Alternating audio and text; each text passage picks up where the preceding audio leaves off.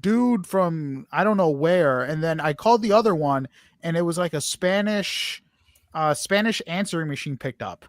That might have been my old number, Johnny. That's why you have two, because I did get a new number like I don't know, like a year and a half ago or something like that. But you have it. I know you do because I've texted you since. But I didn't realize when you called me on Facebook Messenger, I'm like, what the fuck is that sound? I thought it was somebody else on here. I'm like blaming Jacob and Andres and everything. And it was me the whole time. I forgot what that Facebook Messenger phone tone sounded like. It's really annoying. But I'm glad you're able to get a hold of me. Sometimes Facebook Messenger is kind of fickle on the laptop. Like when you send links out from StreamYard sometimes, like if Facebook's been on for a long time on your laptop, like the links won't go through. That might have happened. So I'm sorry about that. I always come through. No, you're good.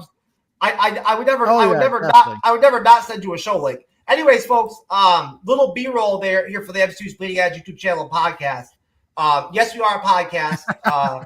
So, you can join us in audio form if you want to. Cyber hates it when I start live streams, but I had to do it tonight because it was a great opportunity. It was past our showtime, and we were a couple of minutes past, and we had Johnny Fuente come on late, multiple time contributor on the MCU'S Bleeding Edge panel, covering Star Wars and DC stuff and stuff like that. Thanks for coming on, Johnny, and for starting the live stream off with a little side discussion. We've got Jacob with us from, how do you pronounce your title, Jacob? Is it the 1313 Star Wars podcast? Yeah, no, I'm glad to be here. Johnny, we've got a little bit of an audio delay going between me and you, so I'm sorry about that. I didn't hear from you after I spoke. I didn't hear anything from you, so that's why I went over to Jacob. But we got a little bit of like a 1 second audio delay potentially, just to keep that in mind after I talk. But Jacob, how do you pronounce the title of your podcast? It is the 1313 Star Wars podcast. Okay, great. Yeah. All right, awesome. I appreciate that. Thank you very much, sir. I appreciate being able to know things like that. It's very important. As we already discussed earlier on Instagram. So Cyberneticshark, my veteran content creator co-host, is with us tonight. We're here to do Andor, episode 4, season 2. Obviously, Pop Culture Guy is here. He brought a wonderful disposition and a wonderful audio distortion to the show tonight, which is always wonderful for you folks out there in the podcast world, right? You love that. You love echoes and audio distortions and shit like that during the live stream recording. It's great. Really adds to the Andor coverage, folks. So thank you, Andres, for bringing that. It's like bringing an STD to the party. You know what I'm saying? To bounce off of that interesting Star Wars sex scene we had during episode 4 between Bix Colleen and Cassian Andor. I think that was a sex scene, that one scene there. We'll talk about that later during the episode breakdown. But I think that was a Star Wars version, a Disney Plus version of a sex scene in the future. You just rub hands or whatever, It's kind of like Demolition Man. That's how they have sex in Demolition Man in the future. It's like that.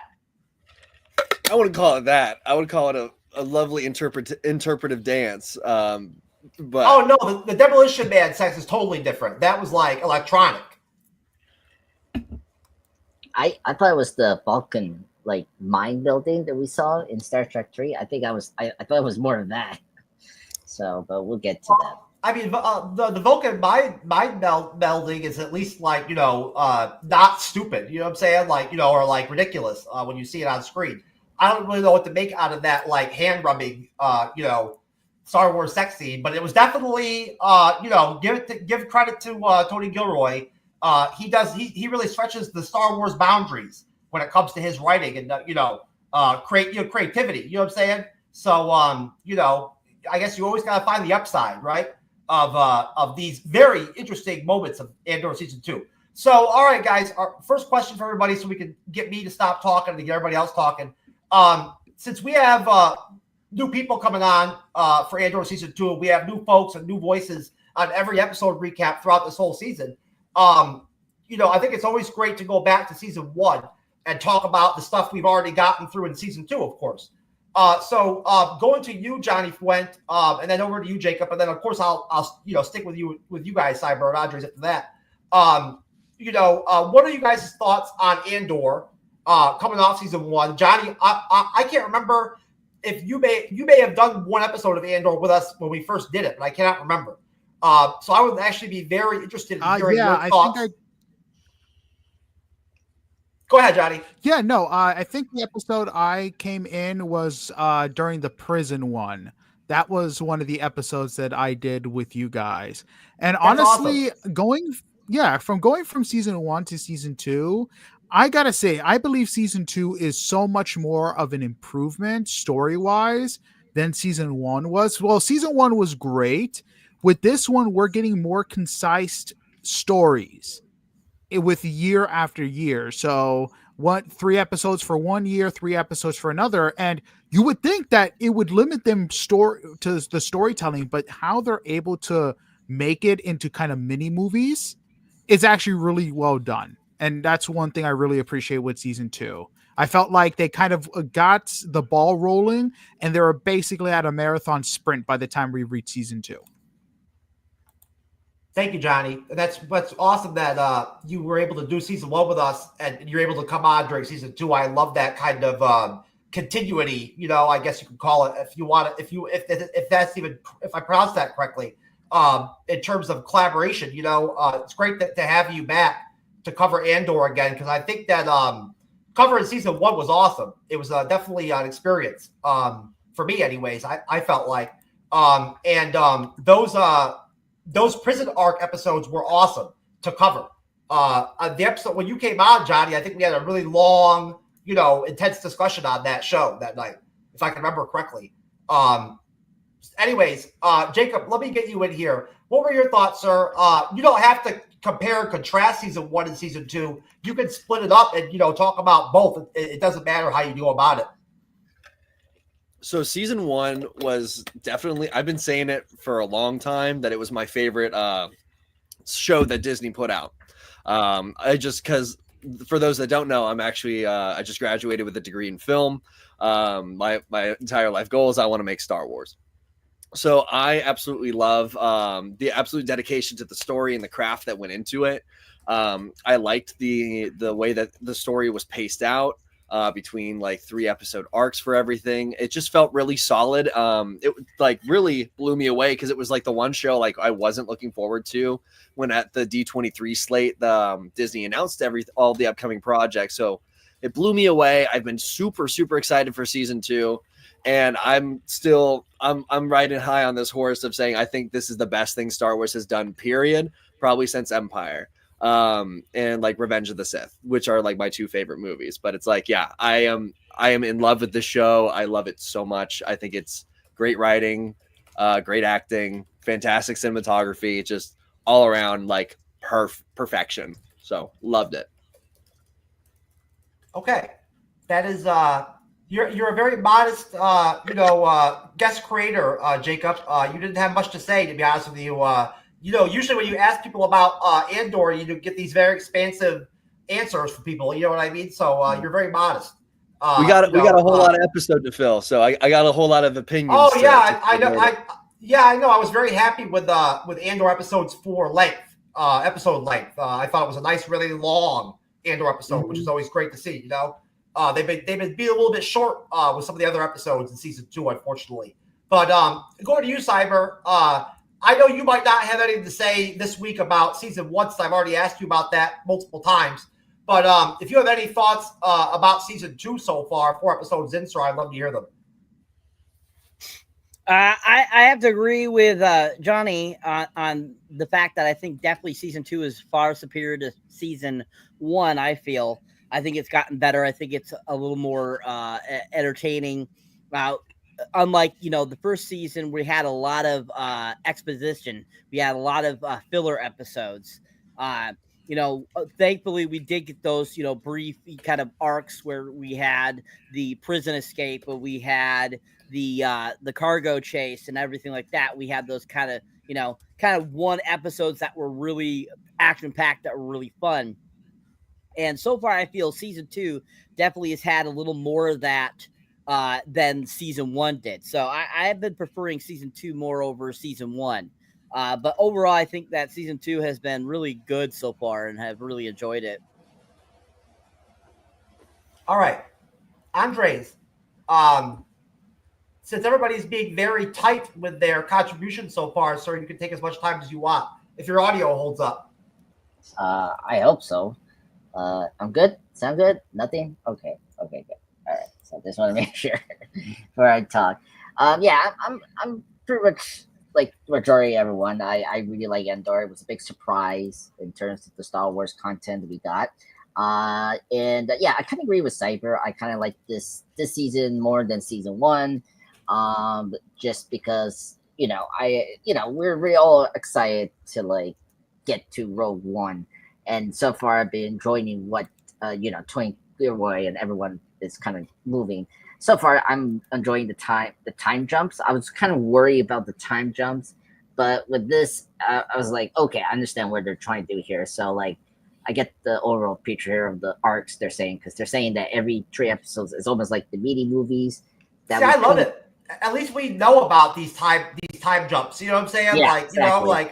It's a lot rougher when they do it with the series and they don't warn you at first at all. You know what I'm saying? And then they just drop them on you. Yeah. As an audience member, it can be kind of like tough trying to cover that shit. Yeah, exactly. And House of the Dragon season 1 had major time gaps in between episodes. Oh. Yeah, yeah. If they had like the number and the year, I was like, yes, okay, I understand where we're at. But yeah, that was really bad in season 1 of House of Dragon. But yeah, so I'm very excited to talk about episode 4. I thought this was very good. Nothing special. We're going we're like getting into the new arc now with this this planet. What's the name of this planet? Gorman. Gorman. Yeah. So I'm very intrigued, and they're already like setting up the stuff, and I'm happy they pay off one thing that was like kind of interesting from last season. So we'll discuss that more. So yeah, very excited. Really love the show. I mean, it's definitely the best of the Star Wars shows we have seen. Yeah, I don't know if I can 100% agree with Johnny Fuent, just from an opinion standpoint, as far as comparing the 2 seasons so far. I haven't watched enough of season 2 yet. You probably have, Johnny. I wouldn't be surprised if you've already seen it all the way through. Yeah, see, I mean, I haven't. Well, so I'm finished it. No, I'm watching it every week as we go. Because as TV is supposed to be. That's how I like to consume television. I like to watch it on a weekly basis. And that's how I'm doing Andor. So no, man, I have no idea what happens at the end of the season. And I'm happy to stay to be in the dark about it too. I don't mind. I'm sure I'm going to be spoiled really quickly about a lot of the rest of the second season. But I have no idea what happens in season 2. So I have a hard time making that comparison. So at least so far. But I've got nothing but wonderful things to say about Andor in general, whether it's season 1 or season 2. And as I already mentioned, my experience with covering Andor before in season 1 with Cyber was awesome. I remember having a really good time doing it. It was a great 3 months or whatever covering the show. And I'm glad we have a lot of Andor to cover still. So let me ask you guys really quick before we get into the episode about the way they handled on Disney Plus the 3 episode arcs being dropped over the course of 4 weeks instead of doing it episodically, the way it was done in the Andor season 1, where it was week by week. I'll go to you first, Jacob. What do you think about that, sir? Are you pro, or against the way that they slated the release schedule of Andor season 2, and why? So I'm here for it. I like it a lot because not only is the show structured in these 3 episode blocks that take you in 3 separate points of time. The biggest complaint that everybody liked to bitch and moan about season 1 was the pacing. Everybody's like, it's too slow. It's not great. I'm not enjoying it. It feels like it's like everything's like filler. It's a slow drag. But everything was in those 3 episode arcs throughout the entire thing. Like something different was happening within like the time frame. But like Prison is like three episodes. Intro and Ferrex is 3 episodes. So like you're getting the same kind of structure. But the problem was that people were just like, they didn't feel like they were getting enough every week. So I think when they just said, screw it, we'll give you 3 episodes for every arc each week. So you get one complete story every week that's building to this endpoint towards Rogue One. I think it was easier for people to consume. I think it fixed the pacing issue. And I think it just made it overall more enjoyable. It was nice to sit down with my dad every week and have like a movie night basically and get a new Star Wars movie for 4 weeks straight. So I was here for it. I loved it. Well, just to be again devil's advocate, from an opinion standpoint, Jacob, I mean, I think that there wasn't really a lot of criticism of Andor season 1 overall. I mean, there really most of the reviews once it actually came out completely as a full season. Most of the reviews and the recaps and stuff like that you see on YouTube, for instance, are all glowing. You know what I mean? There's very little, wasn't really all unraveled and all dropped. There really wasn't much, in critical critique, about Andor. It was all pretty much positive. But there has been. I would say that for after the whole season came out. During the season, people like Star Wars theory were bashing the pacing. So you had a lot of people crying about it during, but then after the whole piece came out, and then we had the people that are bingers that just wait for the whole show to come out, then watch it all in like one night. They all loved it because they got the whole story. So then like everything was doing a lot better. I think people consumed Andor weekly mostly because that's how the show came out. You know what I'm saying? Because it was good. That's how TV is usually watched. So I don't know the component of the release schedule really like affected Andor, overall. But I know that there were people that did drop off during Andor because of those first 2 episodes and how slow they were. So yeah, there were people who did complain about the pacing. That definitely what we've talked about that, on other Andor recaps. So I definitely would agree that there was some of that, remarking going on about Andor. And it's unfortunate that Andor wasn't watched by more people. But hopefully season 2, will have done that. But Andres, what do you think, sir? How do you feel about the episode structure? I mean, I think better. I think I understand more what they were trying to do. It's kind of a new concept that we've seen so far with the TV shows in general, of like doing like a singular storyline. Like Agent of Shields. The show I saw did this in their season 4. They were called pods, and like their pod, there was one pod that was focused on the new Ghost Rider, Gabe Luna play. Like I understand, so like this is what the Andor is doing. They're making these like singular storyline, and at first you were like, okay, what's going on here? But then when you see, like, if you've ever watched the whole series, like I understand what the creative team were trying to do here. I think it was a good move that they did. Did drop this in like different weeks of the arcs that we were seeing, like compare this to like Marvel's Your Friend Neighborhood Spider-Man. That was weird what they did there. I felt like their arcs wasn't like what Andor was, what we're seeing right now. So I think it's a good move they're doing that. Well, and they dropped 2 episodes at a time, not 3. Yeah, what was it, like 2 episodes? Yeah, you're right.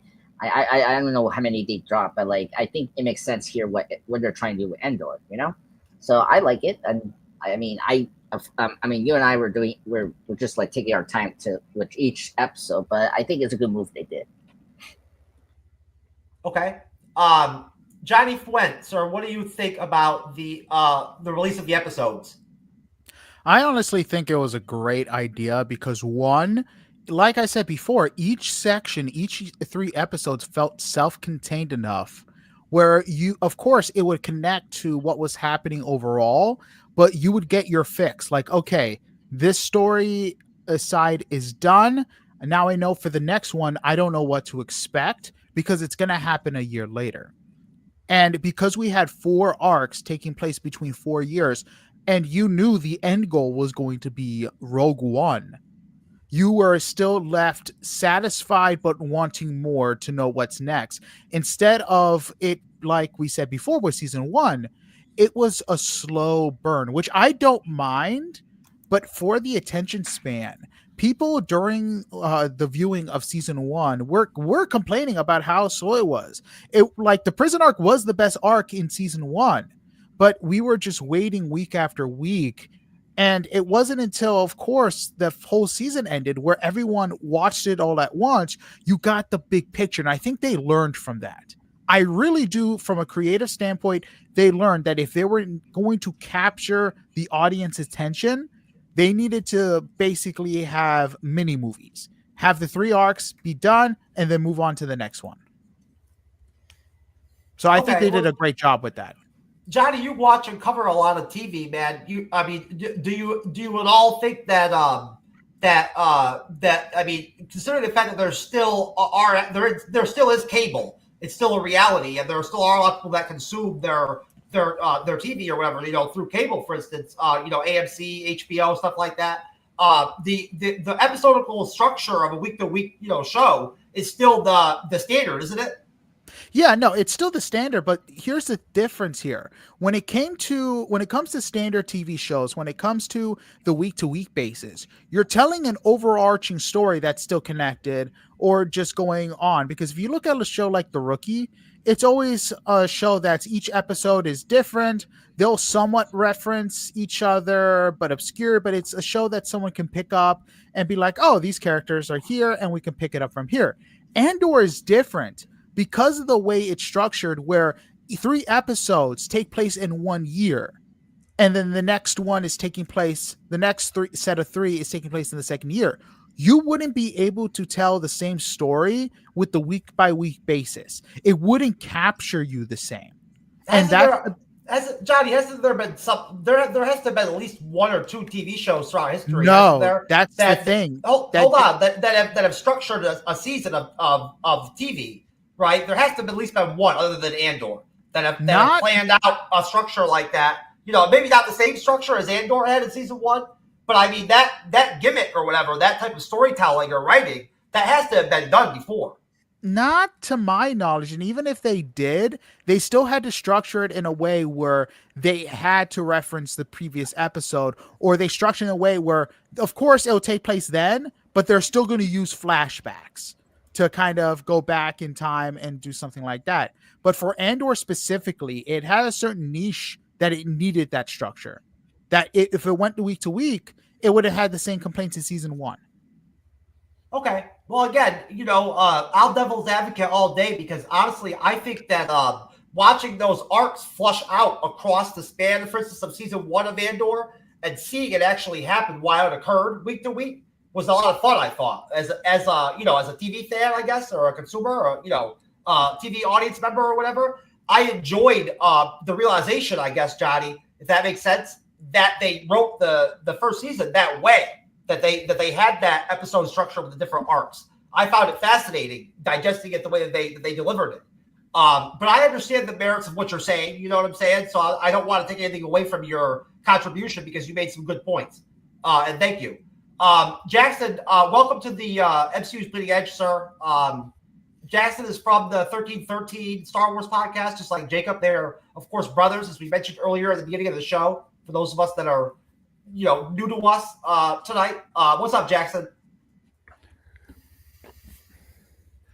Not a whole lot. How about yourselves? I was tuning into the show on my drive home from work. Our last meeting got pushed back a little bit, so that's why I'm a little bit late for right now, but I was kind of picking up on pieces of the Andor conversation that y'all were having.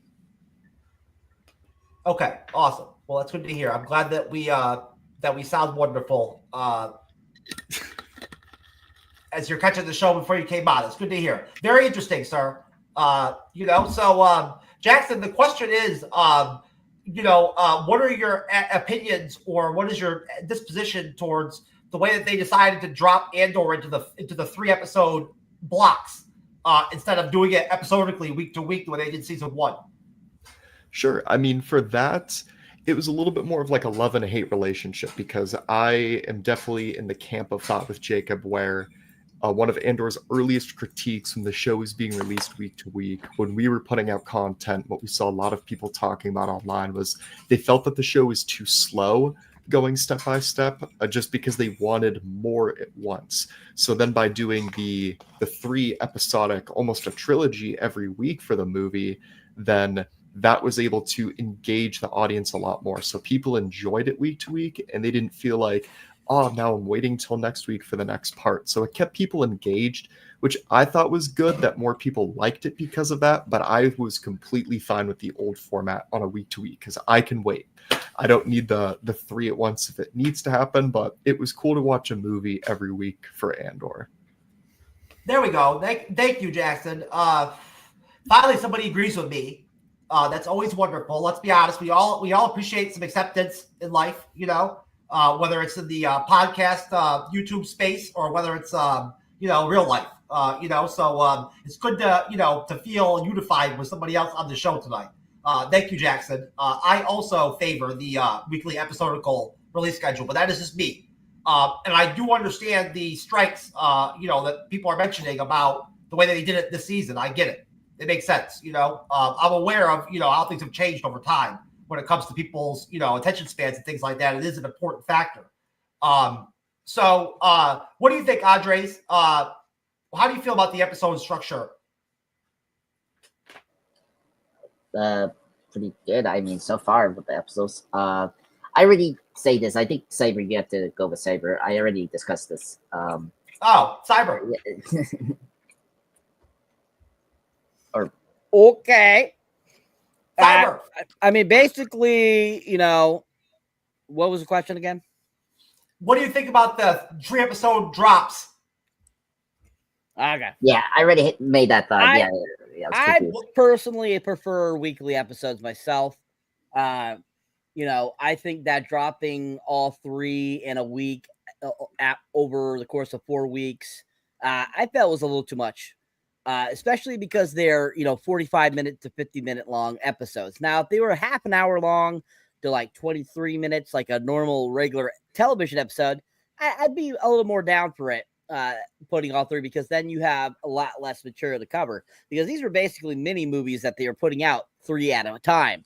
So it's like basically watching 3 hours worth of content in a week. So I personally like the weekly watching schedule better, but for how they did this, they wanted to get it out of the way, get it done with. I get that purpose because they, were trying to, move things up the road so that they have other stuff that they have coming out on Disney Plus. So I get that aspect and trying to get the story told as fast as possible too, because they're trying to get you to want to watch Rogue One. So I get that, but overall, I think I prefer weekly episodes as well. And I haven't been enjoying more doing the 1 episode a week versus doing 3 at a time, because I just feel that would be too much information to talk about in one podcast. Because literally you're telling 3 different stories that you have 3 hours worth of information to talk about. So doing it 1 episode at a time, I think is a little more proactive and a little better for the listeners. Yeah, Cyber, our experiences with covering 3 episodes being dropped at the same time and then doing the recaps on those in the past have been like, hit or miss. You know what I'm saying? Like, in terms of how they are, you know what I mean? Like, doing them that way. It's not fun, really, to be honest with you. I don't enjoy it as like a creator or whatever. Take it away, just being a TV audience member or whatever, but being a creator, and viewing things from a podcast perspective, I guess, or a YouTube perspective,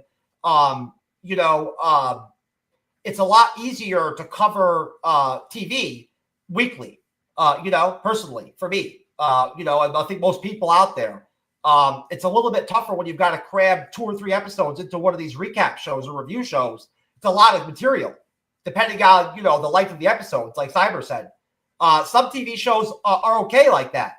And can be dropped, in multiple episode, ways and all that. And it works a little bit better when it comes to this space. But, all right. So, Andor season 2, episode 4, is titled Ever Been to Gorman, which is a very, fun title. It is, let's see, directed by Ariel Kleinman, and the writing credit on this episode is actually Bo Williman. It is not Tony Gilroy. So there you go. And essentially, I'm using a blurb from Wikipedia, but I'm going to augment it a little bit just with, memories from watching the episode just a little bit ago. So 1 year after the incident on Mino Rao, Cassian and Bix have become active operators for Luthen and hideout on Coruscant, though Bix is still beset by nightmares of Gorst. And the incident in episode 3 on Mino Rao on the farm. On Gorman, the Empire begins building an armory.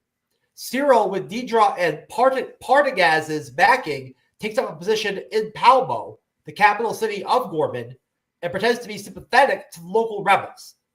Cause to feign being successfully recruited. Well, that's kind of weirdly worded.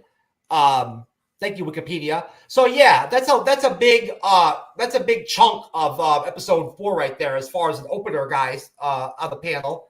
And I'll just mention, that during what they laid out right there, the stuff on Coruscant looks great. I love it. There is, some great shots of life on Coruscant with Cassian and Bix there in the beginning. There is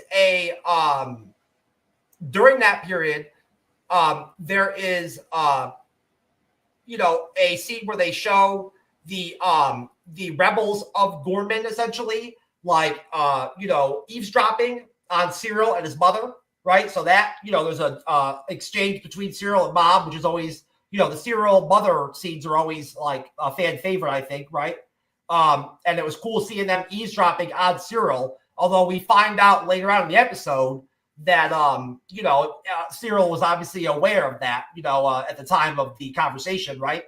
So we got that, right? And we were able to, we learn about and find out about, the rebellion, the beginnings of the rebellion on Gorman, right?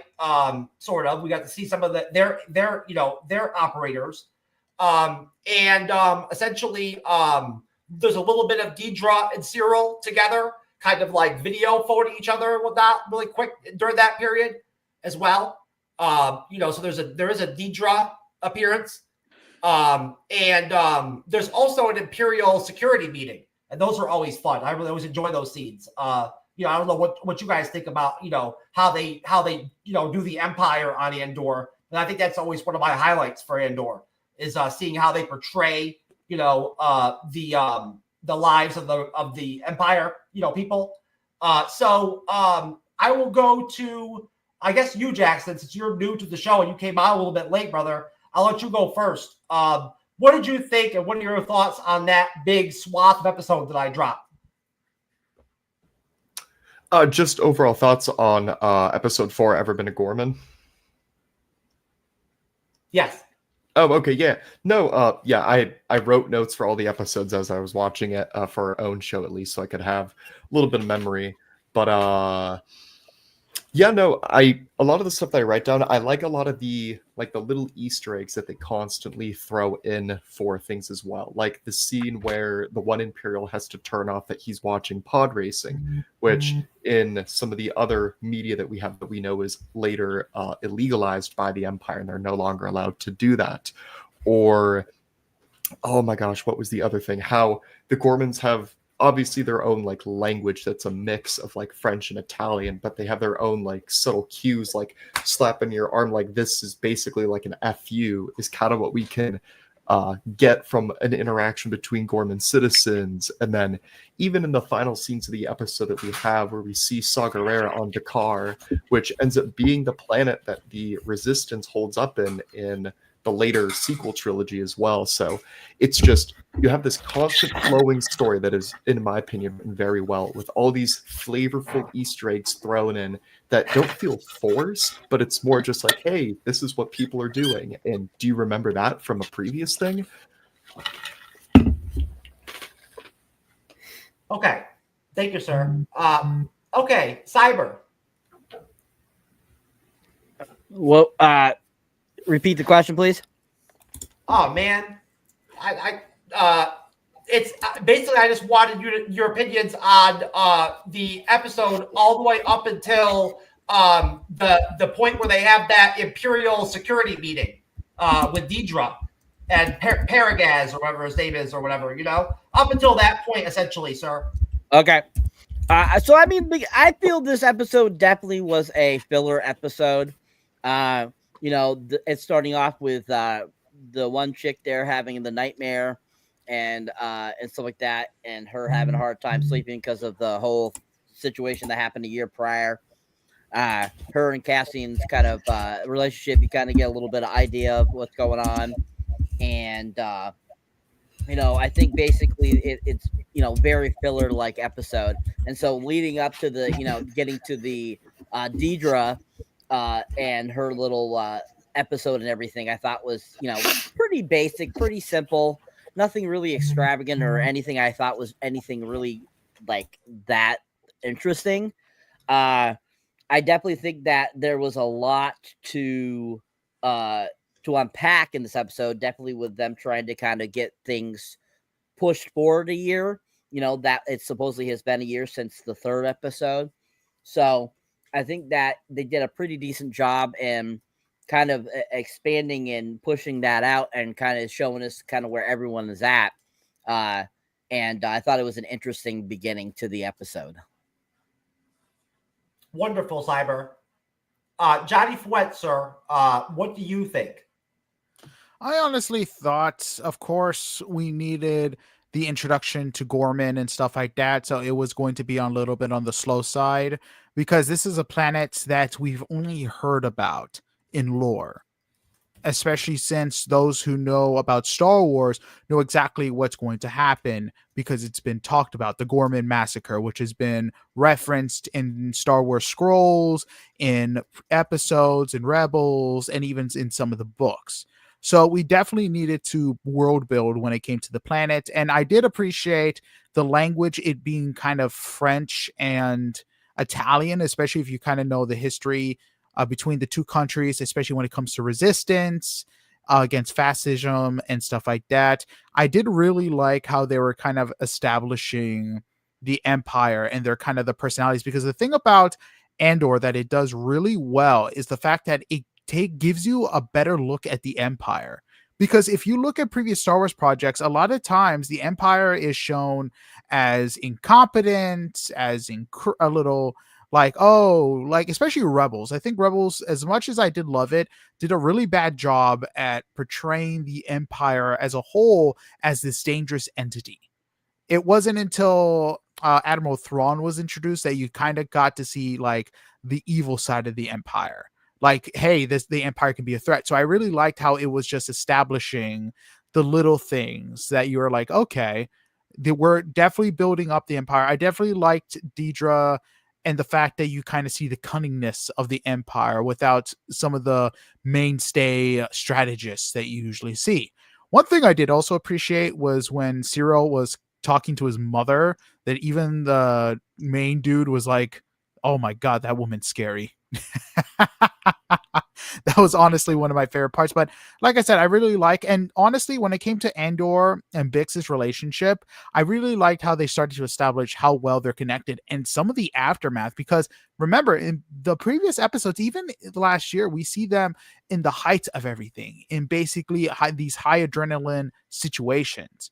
And when it came to this, you kind of see the PTSD of it all, how they're coping and how they try to cope with everything that they're dealing with, being Lutheran's agents, because it's not easy. As Lutheran once said, he's building a sunset that he will never get to see. Johnny, I love it. Lutheran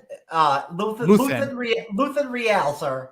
Yeah, Luthen. Nice. And like I said, he's building a sunset he will never see, and we kind of see how that's affecting the actions of how Bix and Andor is dealing with everything.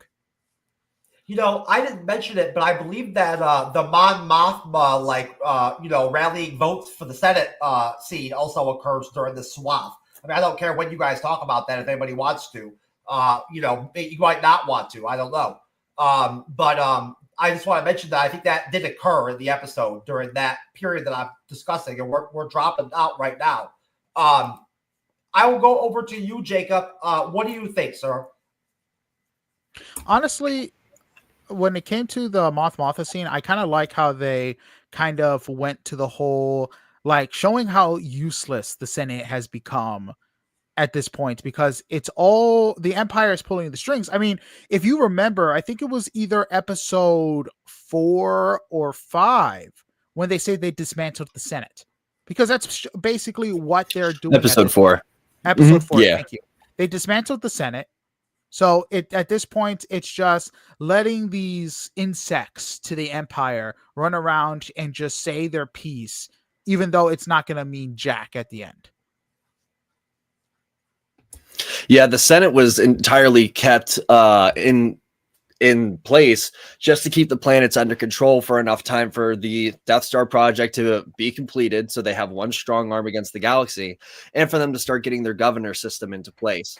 Because if you take away the power structure immediately going into this entirely new government, you had a lot of room for a power vacuum, especially for cartels and the Hutts and bounty hunters to just start running rampant. You need to keep a little bit of order after the Clone Wars ended as a transition period into what we see now. And then, yeah, Tarkin delivers that the Senate is dismantled in the beginning of episode 4, because right after they have Princess Leia in captivity, they're like, but what about her? And he's like, it doesn't matter. She has no power anymore.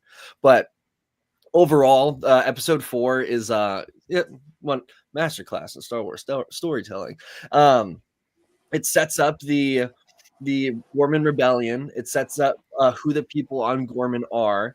I love that they actually used linguistics and they made their own language for the show. It is like, it's a mixture of a couple different European languages. Jackson mentioned it's French, Italian, and German, kind of all like hodged together. But it's cool because it gives the galaxy is so big. Why does everybody speak English? Why? It's like, it would make sense for there to be like more languages other than like basic and Huttese. And so I love that little bit of world building that we're getting with that. I do love the episode starts off with Cassian and Bix just trying to do some grocery shopping, and it shows how paranoid Cassian has become about everything. Like, he's like, we've gone grocery shopping in this spot before. We can't be here like multiple times because he's so afraid that they're going to be tailed or they're going to be watched. Which to Johnny's point, it shows how season 1 is like the high of like getting everything started. And now it's the paranoia, it's the PTSD, it's the illness that comes with this type of stress. So that's fantastic. I think this show has turned Mon Mothma into such a badass character. She's gone from deleted scenes in episode 3 to we see her in the original trilogy, obviously, and we like, okay, we know that she's there and she's helping the rebellion. And we see her in things like Rebels and like the Ahsoka series now, being in charge of like the New Republic. But seeing her at this phase is really, really great to like deepen how much she's like sacrificing of her own life. Like, she sacrificed her daughter's marriage for to keep secrets intact. She's sacrificing her marriage to join the rebellion. She's sacrificing her position, her security, because she lives on Coruscant, the safest place you can be in the Empire. All you got to do is smile and wave, and you're left alone. So she has become such an integral character, and I'm really excited. It's called The Reign of the Empire. It's a new book that just came out. It's about Mothma's, Bail Organa, and Saw Gerrera's points of view during like this time period. It's supposed to be a trilogy of books. The first one just came out, so I'm going to read that soon. I'm very excited for that. Just went on sale on Amazon, $15 raw. So I'm picking that up for sure. But no, I love that. I love how this series as a whole grounds Star Wars. Tony Gilroy was quoted saying that he wanted to take Star Wars more seriously than anybody ever had. And not by in like a way of the lore or this and that, but just in like the way that these are people. These are regular degulars that are starting this rebellion. There's no Jedi. There's no chosen one. Like, you're at war, and when you're at war, you have to get down, you have to get dirty, and it's the people that truly step up and do like the shit that nobody wants to talk about, who kill informants because they might be a loose end, even though they're good people.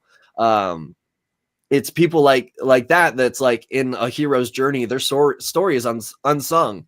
So the fact that we're really grounding this into like just a band of refugees fighting against the Empire, who is like portrayed as an ultimate evil in the show, rather than like what Johnny said, like the campy kind of bad guys that we see in Rebels, where they're always like, they miss their shots and they're just comic relief, and they're never really a real threat until Thrawn gets there.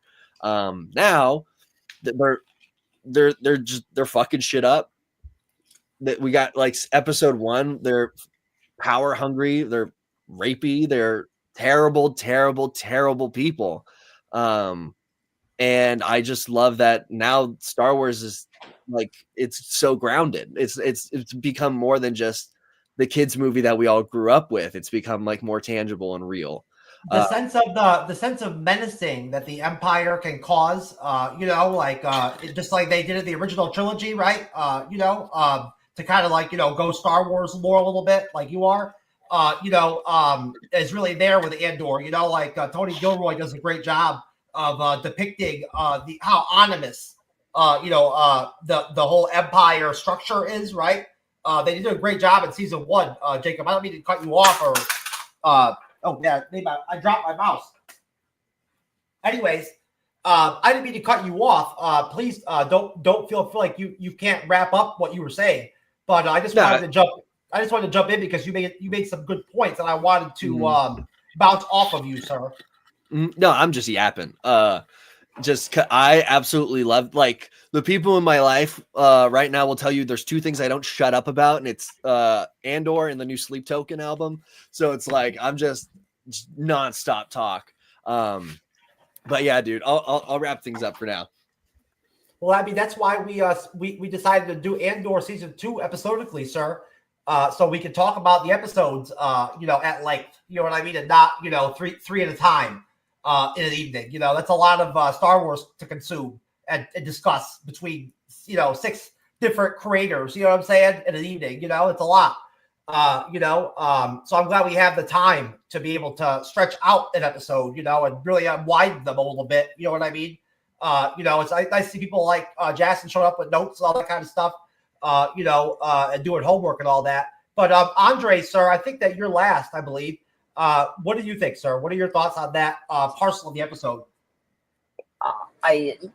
So I thought the opening was really good. I appreciate that the arc we're going for Bix. Sorry.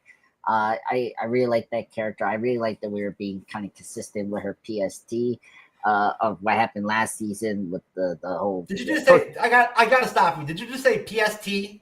Yes, I'm sorry. That was hilarious. Oh my god, my notes. What is PST? Is that some new shit? PTSD, folks. I'm sorry. Yeah, my god. Anyway, I'm a little striking with Rap's comment here. He's just asking me a missed opportunity to operate in many plants with Whole Foods. Anyway, that's just another conversation. But anyway, so the opening was fantastic. I thought, continuing the trauma. I hope she does kill the the doctor that tortured her from last season. So like I appreciate we're building up to her, eventual payoff and of like getting rid of this trauma she's having right now. I really like that. Sir, I don't think Bix is gonna have like a wonderful revenge arc this season. I'm just letting you know right now. I don't see that happening. I don't see that happening for Bix. I think she's going to the opposite direction, sir. Really? Okay, that's interesting because I mean it could go either way, but I don't know. The constant nightmares she's having here just is kind of well, and then also she's not going to go out and get revenge and kill the doctor this season. It's not going to happen. Oh, okay. I think we're getting confirmation here, but anyway. So I thought just kind of sticking with the trauma here. I just kind of like we're not forgetting about that. That's a good thing. Seeing them together as a couple is kind of neat because they were not together too much in the first season. So seeing them as a couple is kind of good. I kind of agree with you, Jeff. You brought up Coruscant. I mean, when that planet came in the prequels, it was actually a really great concept. Like this whole big city and the planet full of aliens. Like always wanted to see more of it. I mean, we saw bits of it in the prequels. Obviously episode 2 was kind of like the most we were in that city. But I appreciate that this show has gone to great lengths to kind of like see the down, towns and all that, seeing everyone down there in the Coruscant cities and what houses and whatnot. The depictions are of Coruscant's areas that they show on Andor is great. It looks great. Is your point, I believe. Yes, exactly. So that was good. And then going into the now translating into the Garmin planet. I was really happy that we got to it because was it episode 2 when Kraken, General Ben Mendelsohn's character wanted to like build the armory, right? Like they wanted to build the Empire's armory over there. And so the fact that we're now in this planet and seeing, bits and pieces of like the arc that's going to be focused on this planet, which is cool. And it was great to see Cyril. I was like shocked that he was there. And I mean, just off tangent, but like I don't know why we're focused on spiders, but whatever. Just like Ron from Harry Potter. Well, what about butterflies? What about other creatures that are not creepy like spiders? But anyway, I was kind of curious why he was there, and then I love the twist that he's actually there as a spy to infiltrate this other fraction, the rebels in the planet that they're trying to I don't know, like fend off the Empire. So that was a really cool reveal there. That like the whole talk with the mom is just like a decoy, really, or like a trick, show that he's there and they can like trust him into their group. So like that is a really intriguing development there, which I like. And I think just wrapping up with the meeting, of course, with what's the lady's name? Dreta. I'm sorry, it's hard for me to pronounce it. Deidre. Dedra Mira. Yeah. Thank you, Johnny. Yeah, Deidre.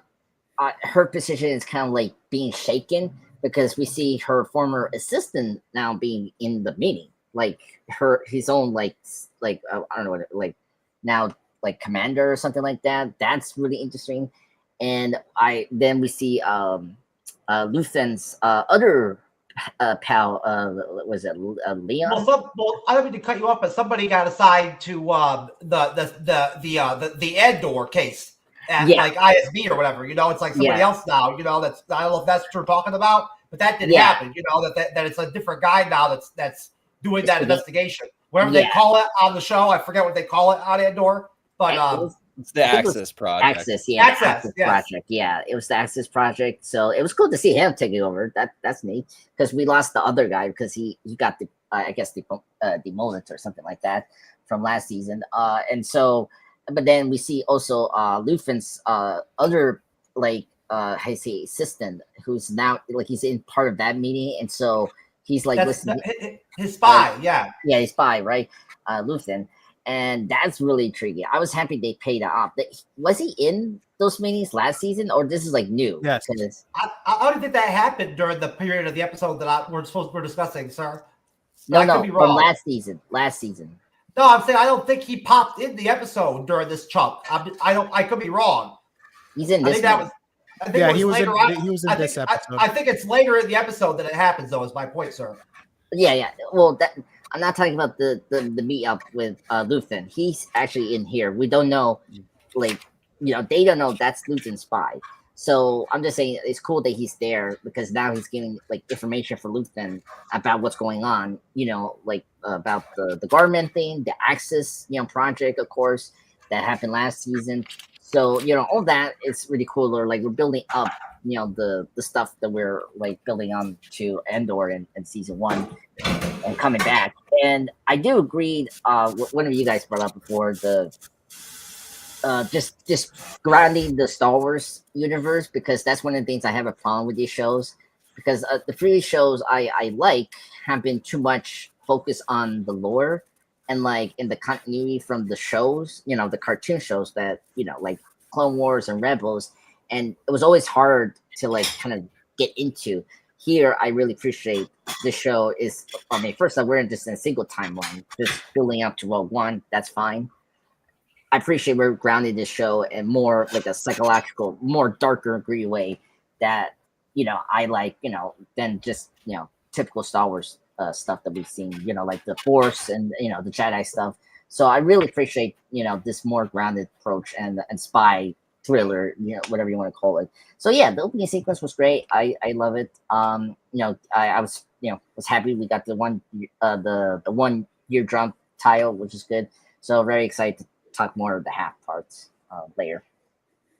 Okay, thank you, sir. All right, so back to episode 4. As I mentioned already, we did have the ISB meeting, which I thought was really great television and great, really well written as usual. Those scenes usually are. I'd already discussed Cyril, and his orchestrating of trying to feign interest in the rebels, seeking him out, to ally with him essentially or something like that, get him to turn. But upon learning from Jung that Deidre is secretly working on the planet, Luthen sends Cassian to assess the rebels. Willman is tasked with teaching Saw Gerrera's lieutenant, Pluty, how to configure a machine that extracts rhydonium, a fuel source for the Empire's starships that they plan to steal. And I'll stop there. And so there's some stuff in there that you guys can flush out on your own that I obviously occurs during that, again, big swath of episode there that I threw out there. I'm breaking this down into 3 questions, or 3 rounds essentially for the whole episode, right? So that's kind of how it's going to be sequenced. Mostly what occurs during that time period that I didn't mention is there is the meeting with Luthen, that's, to kind of be, extended a little bit. There is the meeting with Luthen to kind of, mirror season 1, with his spy again, right? So we got that. There was a discussion, between Luthen, another great scene, and a meeting between Luthen and Cassian, getting into his next mission, without Bix, right? To go to Gorman. We saw Saw Gerrera essentially tell, very evilly tell, Wilmon or whatever his name is, that he has to stay basically as long as Saw wants him to teach all of his boys how to use that spiffy, Star Wars, fuel machine or whatever, right? Which was really cool looking, I thought. Besides that, I will save the stuff with Bix that occurs at the end of the episode, and some Mon Mothma stuff. But there's some good Luthen stuff in there. It's good to see Saw again, I thought. What do you think, Cyber? That's a big chunk, sir. What are your thoughts? Honestly, that whole section that you're referring to, like I said, I feel this was definitely a filler episode. It kind of bored me a little bit, which was a little sad. I was expecting a little bit more out of it, especially being the first episode of the next set of 3. And it definitely felt like a lot of exposition, a lot of storytelling. And of course, Forrest Whitaker's character re-popping up. That was interesting to see him without the cybernetic enhancements. So that was interesting. And I thought that was quite interesting. And then that guy being like the builder of the machine, that was kind of interesting. I was a little kind of like, ooh, like this is kind of interesting, but it really didn't go much or anywhere I felt with that, because it was kind of pretty short and sweet and to the point, and it didn't really give much to it except for Forrest Whitaker's character kind of saying like, you're gonna do this for me type of deal. So it was still pretty basic and nothing I thought that was that great. But overall, like all the stuff happening between Cassian and I can't remember her name. What's her name again? Mon Mothma or Bix? Bix, thank you.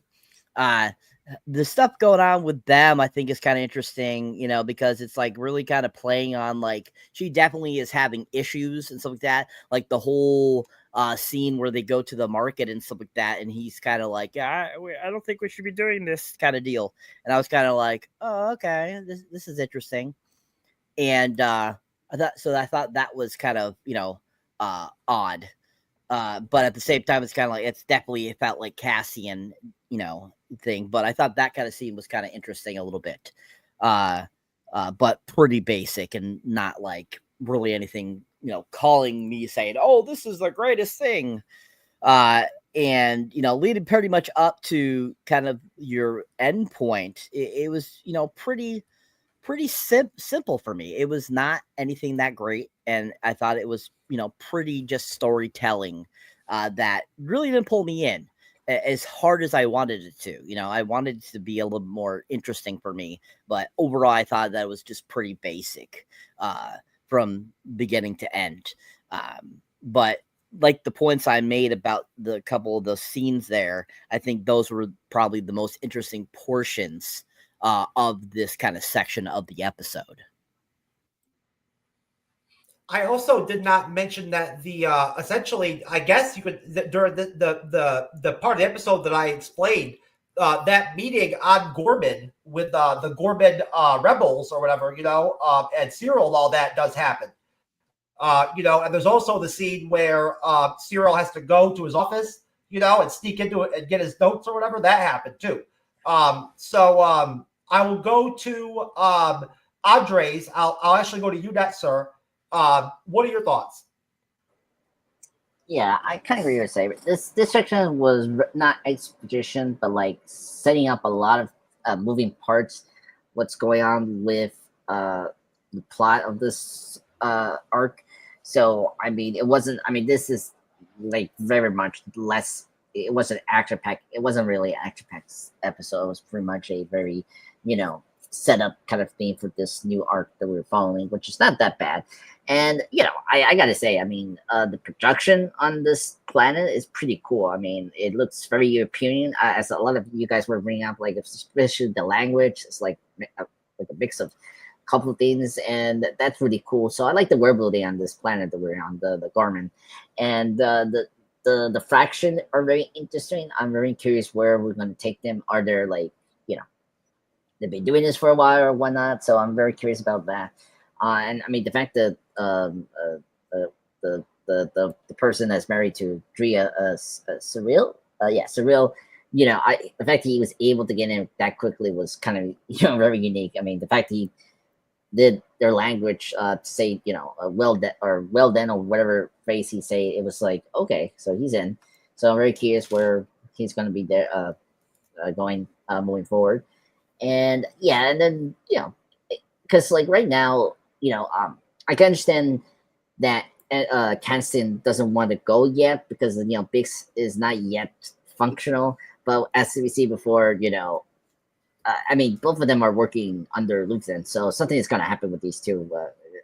Luthen was probably going to set them out somewhere or do something. But so I'm very curious of what's going to happen to Bix now that later on Kanston does leave, but we'll get to that part. So overall, it's okay section. Very exposition dump, but it's necessary to understand what's going on with the characters that we're going to see and seeing our OG characters interact in this planet. So it's very important. Okay, sir. Thank you very much, Jacob. Sir, you may have some different opinions about the episode. It seems so far like you may have. What do you think, sir? I like this section a lot. It's the exposition is a lot of world building because there's a lot more of the story that's happening on Gorman past this arc, and a lot of things that have to do with it. So being able to you see the people organize for their rebellion, it makes them into people. You see the people of the sound voicing their opinions, and it just kind of establishes them as a character of the planet of its in and of itself, because we see in the meeting, the ISB meeting that Krennic holds, we have the two psychological ops, the psyops guys, basically talking about how they already start manipulating the public opinion on Gorman, so that way when things eventually happen to them, the rest of the galaxy won't really care because they've always seen them as uppity and they've seen them as this. So the Empire has already laid out how they see Gorman and what they think of them.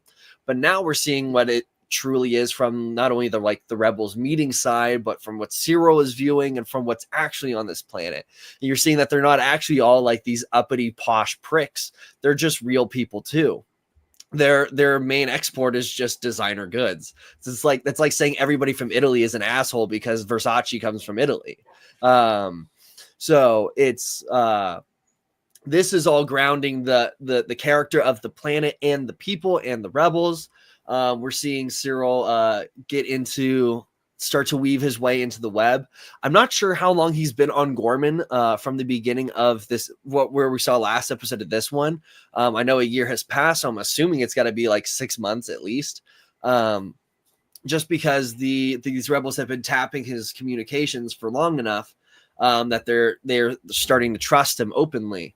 I love his scene with Dedra.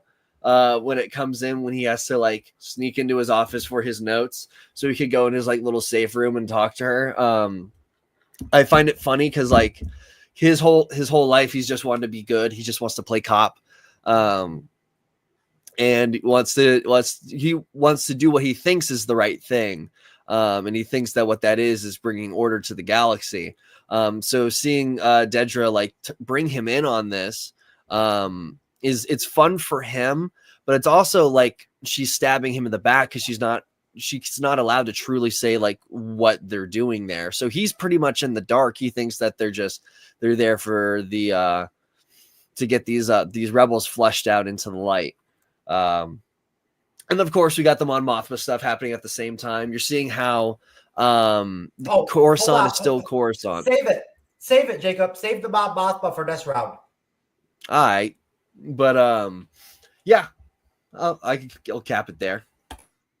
Sorry about that, sir. I won't have as much for the next question if you go into Mon Mothma now. Thank you for slamming the brakes on for me. Johnny Fuent, sir. Thank you for being patient. What are your thoughts on that segment, sir? I think it's kind of funny because some of the complaints for this episode being slow and all that stuff kind of fit towards what we were saying before about how the formatting of this season is with the 3-episode arc, with 3 episodes dropping. Because if you watch the 3 episodes, you see everything playing around with how this arc is going to go. They can be slow in this episode because of the fact that, hey, there's 2 episodes you get to see and get to see how everything plays out in the overarching story of this arc. So I just kind of find it funny, like the complaints of this being fluff, even though that, again, they dropped the 3 episodes for like this very reason, for this very complaint of what we saw in season 1. But overall, I did really like how they were already establishing, hey, there is already distrust between the Gormans and the Empire. How Cyril is basically there to kind of uptake a rebellion between the Gormans to make sure that they're the ones still perceived via the Empire citizens as they're the reasons why they're going to cause their own downfall. How they're already planting the seeds. And I really like how Cyril basically can fit this because he is in the position where he's not in the ISB, but he's still part of the bureaucracy where he can kind of see, hey, what's going on as well. And we find that he's also kept in the dark about a lot of stuff. He himself is being manipulated and he believes he's the manipulator. So it's kind of funny to see all of that.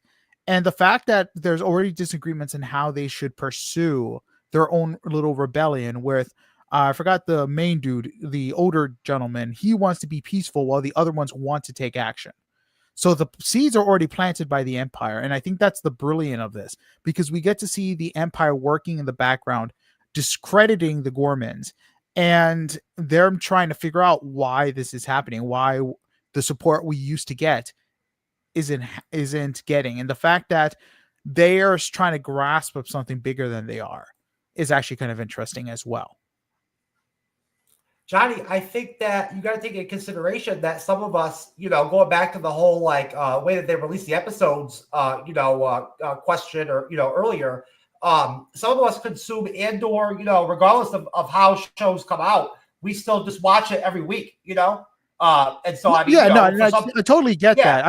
I just again, I kind of find it funny, like these complaints are coming up, but again, they intended the viewership. It's kind of like when you go see a Nolan film.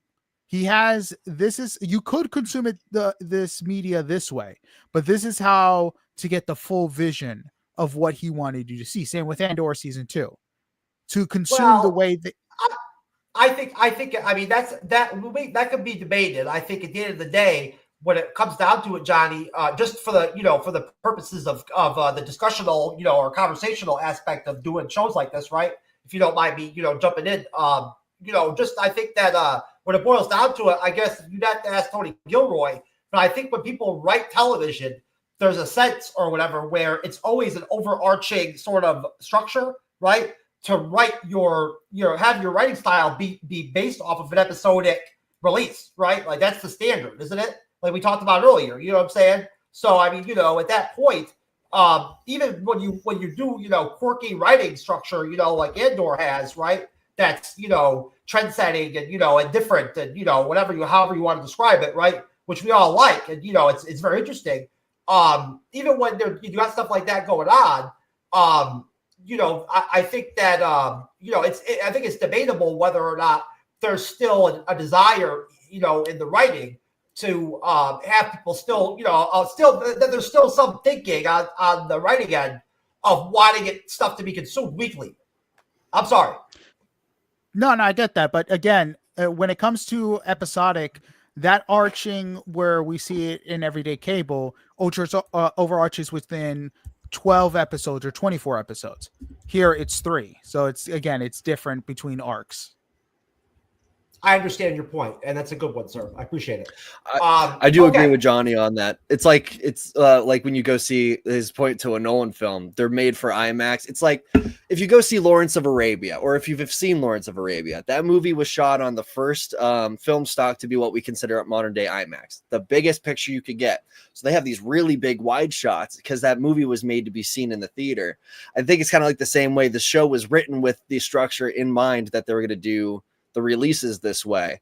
So that way the whole story flows better. So it just kind of like the pacing will work itself out a little better, and the flow of everything works itself out better if you're digesting it in the 3 episode pieces. Yeah, but it doesn't make any logical sense to create TV that's designed to be watched in a film form, Jacob. You know what I'm saying? Like if people wanted to watch a film, they'd watch a film. The whole point, like one of the main points of watching television is because people enjoy the length of episodic television. You know what I'm saying? Just to be, like short and sweet, right? So just as a counter, you know what I mean? If there I has can to be chime an expectation that people are going to. No, Johnny, you can't chime in, sir. Oh, okay. No, you can. Go ahead, sir.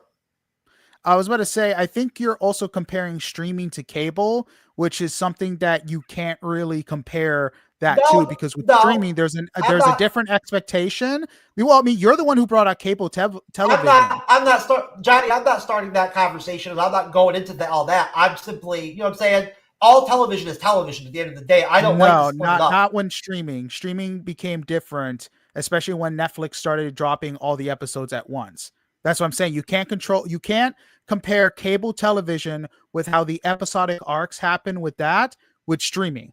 With streaming, you have a lot more creative control because you're not bound by week. You can make it how you want it to be viewed. So that's all I want to chime in. You can't compare cable arches and what's your point, Johnny? What is your point? What are you trying to advance or whatever?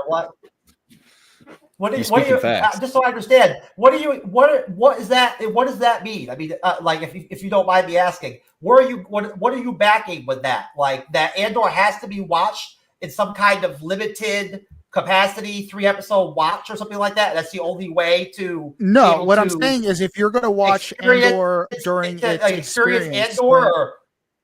What I'm saying is if you're going to watch Andor week by week as it's coming out, the 3 episodes is how it's been intended to watch week after week because of how the story is able to flow, because they have a lot more control over the story because it's on streaming.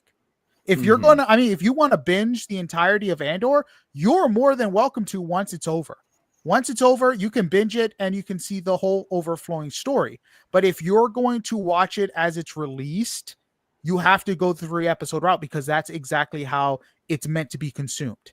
If you do anything else, if you do anything else by episode, because it's telling the overall, because it's telling the overarching arc, because it's a free flow of how the storytelling is going to be.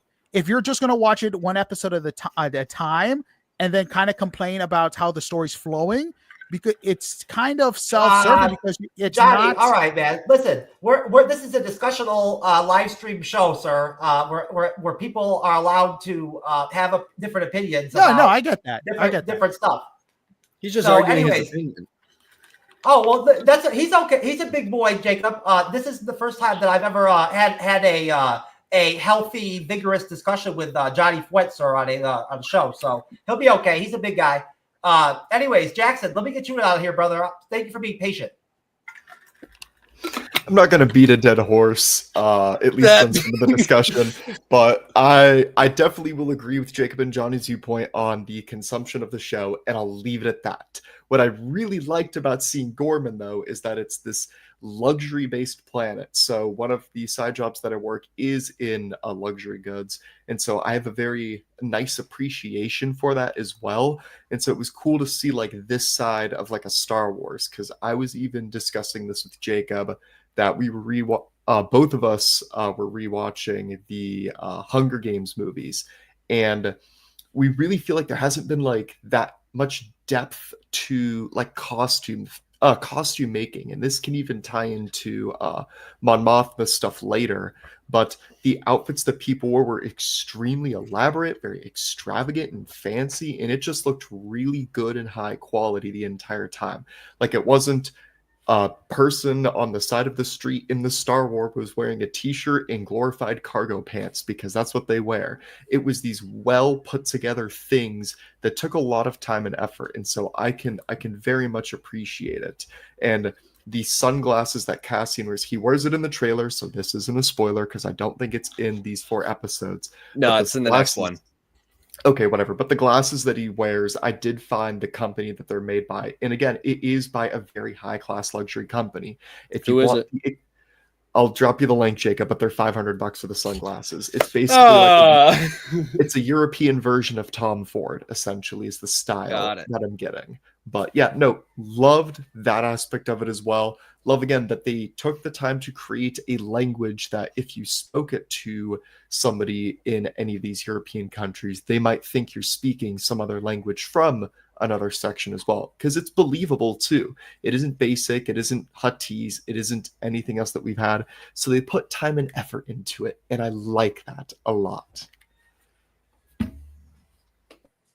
Most definitely. I mean, we haven't talked about it this week so far, but the set design, the look of Andor so far during season 2, to bounce off of you, I guess, Jackson, is just as the visuals, I guess you could say, the cinematography is just as like high end as it was in season 1 of Andor. Everything looks great. It's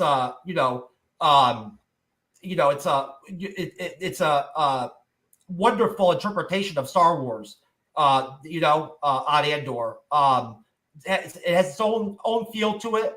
It kind of has a different look to it than anything we've ever really kind of seen before. So anyways, all right. Very great job, guys. We're very thankful. I'll interrupt really quick with the glasses. Give me a second. Show me the glasses, Jackson. So it is by Tom Davies. It is the Quintus model, is what it is here. This is exactly what Cassian wears. Again, this is in the trailer, so they're fired. Okay. But they're $532. Jacob, luxury does not go on sale, or else it wouldn't be luxury. That is wonderful, sir. I have no idea about the sunglasses, but thank you for pointing that out for episode 5. All right, so to wrap up episode 4, So essentially, we see some Mon Mothma, as I mentioned earlier, and stopped Jacob on earlier, so I can save this for later. Unsuccessfully attempting to rally support to kill the renewal of a bill giving broad power to the ISB. I thought that was actually some pretty decent, set of scenes, of Mon Mothma with some different secondary characters, kind of, out there, kind of on the political beat, so to speak, right? And actually, doing her job. And then we end up seeing Cassian leaving, right, to head to Gorman and leaving Bix alone, right? And we get that Star Wars, sort of Star Wars sex scene where they hold hands and all that shit. That was pretty, romantic. So we had some romance in this episode. Some touchy, Cassian and Bix kind of like together again, kind of like as a couple again, almost, or rekindling their relationship again. A la whoever mentioned that earlier in the recap. And we actually saw Bix, I believe, at the end of the episode consume drugs, which I believe is the first time we've ever seen that in Star Wars. I could be wrong. We've got Star Wars focused. Nope, spice has been consumed. That's a drug. Oh, okay. So this isn't the first time they've had drugs? Yeah. Nope, spice is in the Clone Wars, and then it's referenced in Solo. Oh, okay. All right. Well, you know what? That's why I mentioned that it's good that we have people on here that know about the Star Wars lore that can, make those points. So thank you. So yeah, we saw Bix ingest some kind of designer synthetic liquid drug, right? Which I thought was like a wonderful, sort of twist for Tony Gilroy, a la the writers to add that into the show.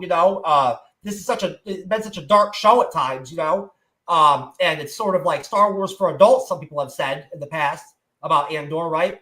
It's almost like Star Wars on HBO, kind of. Andor sort of is, right?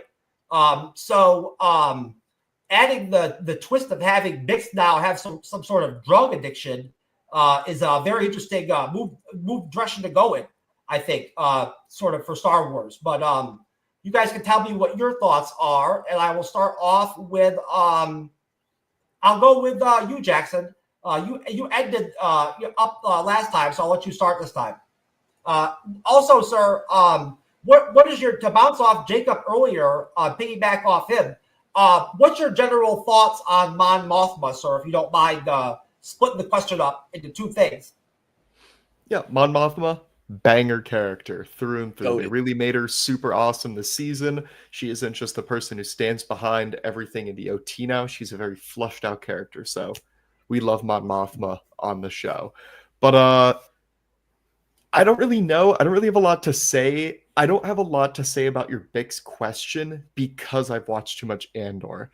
And you don't want to spoil nothing. I don't want to spoil anything, and I don't really know how to respond without it doing that to you. So that's the unfortunate dichotomy, sir. That's the only problem that you run into when we do these recap shows, and some of us are watching it weekly, and some of us are watching it all the way through. Already it does create kind of a sort of weird spot that you end up in. So thank you for not wanting to spoil the show for some people on here tonight. We appreciate it. I certainly don't want it completely spoiled. So I imagine it must suck to know about some of the stuff that we're talking about, not be able to go further into it. But okay, I will go to you, Cyber. What are your thoughts on the ending of Andor, sir, episode 4, and also general thoughts on Mon Mothma so far as a character in season 2 or in general? So as I've mentioned before, Mon Mothma's character arc has really changed paths with season 2. And we're seeing more of a vulnerable woman. We're seeing more of she's not sure what to do and how to proceed. And we also were seeing kind of, the development of the great Mon Mothma we're going to come to know during the, trilogy of films that were, of course, the first films that we got. And, I think that she has had a really great, kind of run with this season so far and has been fantastic. She's probably one of the funnest characters to watch so far. I think she's done an amazing job. And I really have enjoyed her growth throughout the series. and I've enjoyed watching her develop into the Mon Mothma, we all know. The rest of the episode, basically, the whole Vix thing and, the whole Senate hearing thing there where Mon Mothma's trying to figure out things and stuff like that and all that, it was okay. It wasn't anything, it didn't really, entertain me very much. It was just more of, like I said, very much, storytelling, more filler type of deal. And it just not enough action for me. Going kind of back to the whole that Cyril portion, where he goes to that rally and stuff like that. That was kind of interesting because it felt a little actiony there with him going into this dark kind of abyss of a place that he's not sure of, but still his curiosity has gotten him there. So that was kind of interesting. It'll be interesting to see just kind of where that goes. But overall, I think the ending is pretty simplistic, pretty simple. I mean, it ending with Bix taking the spice.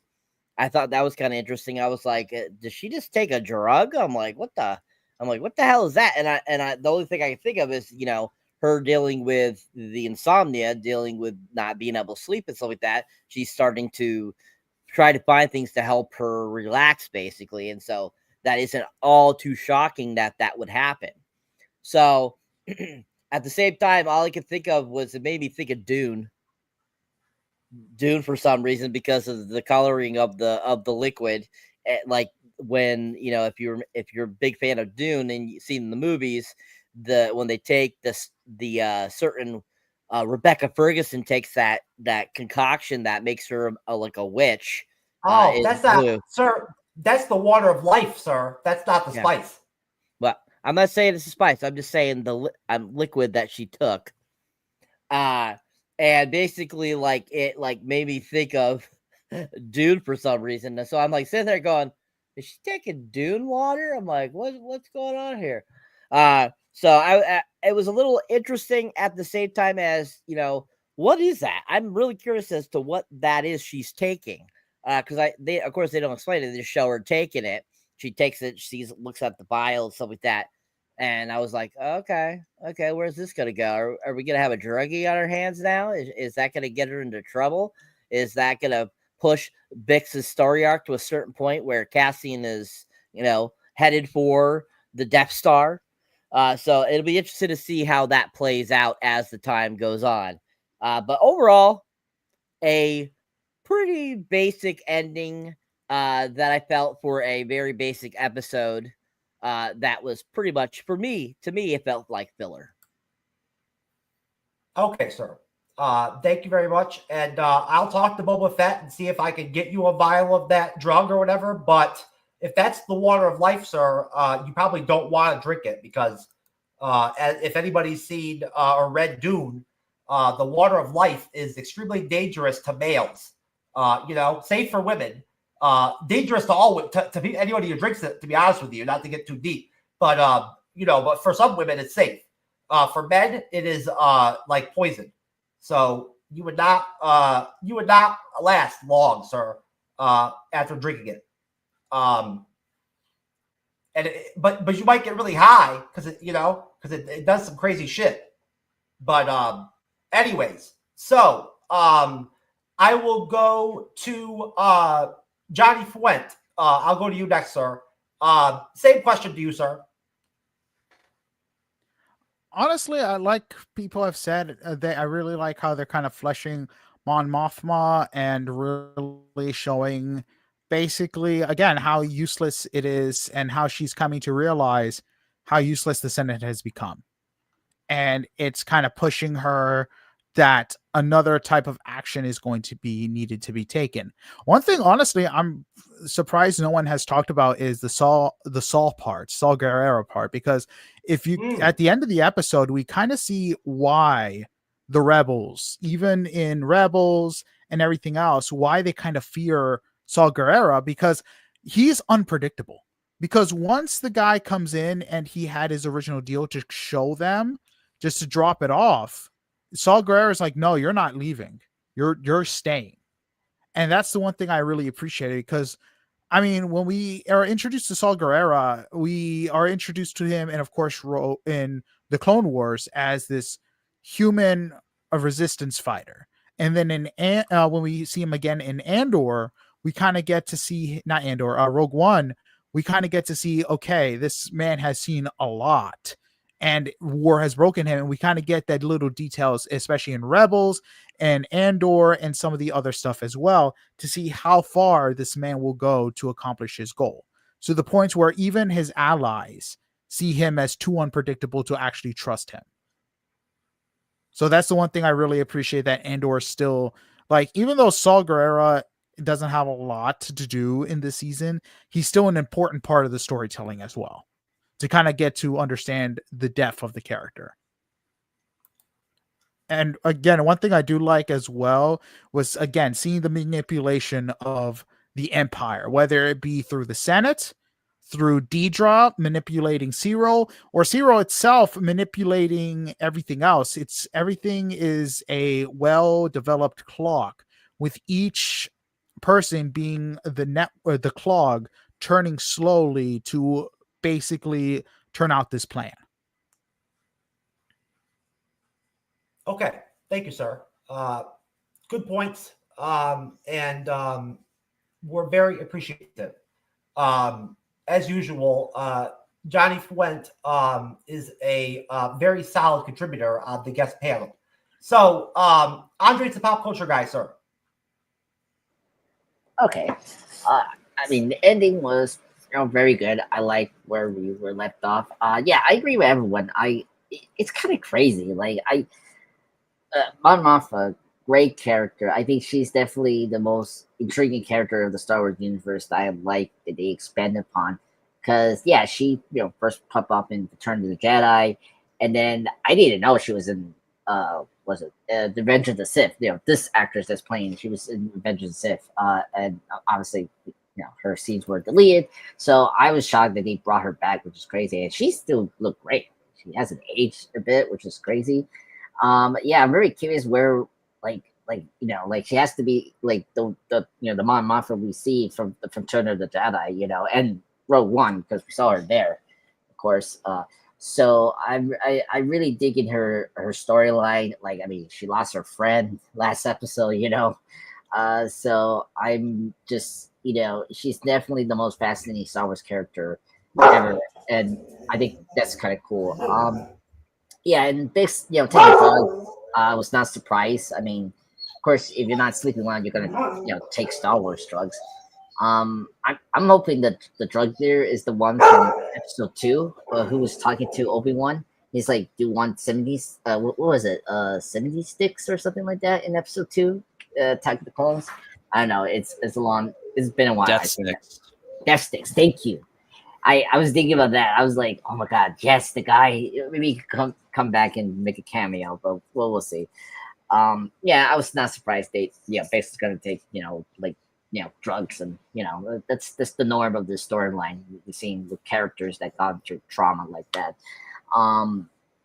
Yeah, and then seeing Cassian, leaving, and I'm very curious how he's gonna handle those group. And yeah, I mean, it was a satisfying finale. Nothing special. It was just getting us to, A to B, to where we need to go. And I gotta say, it was a good episode. It wasn't that action packed, which is fine. I don't need these episodes to be action packed. I was still engaged on the show. I mean, the writing is still top notch from other Star Wars shows. Yes. Like, this is top notch. So they're still doing great stuff, which is great. So I like it. I'm very excited to talk more next week's episode and where they're gonna pick up. Most definitely, Andres. I liked episode 4 as well. I think Andor just has a certain energy and vibe to it. Even when it doesn't have action, it's still entertaining to me. I like it. I could watch 10 seasons of Andor, and I never would. I would not I'd still want more. Jacob, sir, we'll let you go last, sir. You can let loose on Mon Mothma all you want now. Slay. So Mon Mothma, the scene in that we get in this, although it's kind of mundane, is extremely important, because the bill that proceeds to give the ISB more power is like one of the Jenga bricks that lead to the fall of the Senate entirely. She's laboring to all these people on Coruscant. She's like, hey, if we give the ISB more power, they have less use for us. They have more, they have the ability to go and enforce what they want, where they want, when they want to do it, which is a huge proponent in what's going to happen later in the series. It's also another way of showing the compliance and the comfort of those that live in the core worlds and on Coruscant, and how like detached they are from the worlds that they are supposed to really serve.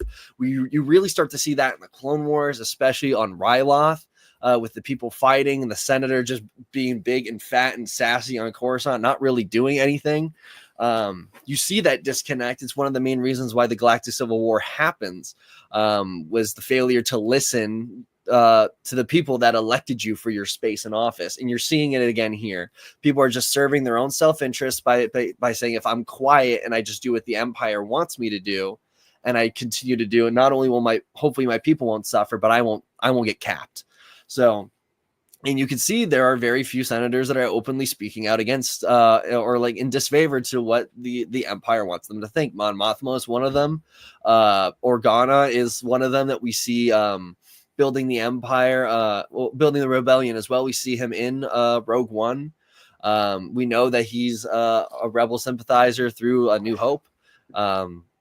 So we're starting to see the entire fall of the Senate itself, which is why, even though these scenes are like minuscule, they're extremely important. The stuff with Saw Gerrera is just Saw Gerrera being Saw Gerrera. He's an asshole. He always will be. But he is. I like the idea that the Rhydonium extractor has like there are like 7 different like codes that can be used. It's like modern day equivalent to being like, yes, this computer is either C+, or it's Linux, or it's Windows, or it's iOS, or so it's like each thing has its own code for extracting it, which makes it so dangerous because you don't know what it's going to be unless your intel is solid. So you see him in this position where he has to now teach some lackey 7 different forms of code for this job, because Saw is like, no, I'm going to keep you here to do it, but I don't want you on the job. Which, fun as always. Gotta love working for Saw. Cal Kestis loved it. That's why he doesn't do it anymore. And then I think the scene where you see Bix and Cass dance is one of the most important scenes to their relationship that you get in this entire show. Because what we see is their relationship springs off screen. The show goes in and then you're like, oh, I guess they're together now. Well, they always kind of liked each other in season 1. I guess it makes sense. But this dance is a representation of them. Jacob, come on, they used to be together and then they broke up and now they're apparently like, rekindling it again. You know what I'm saying? It's off screen stuff though.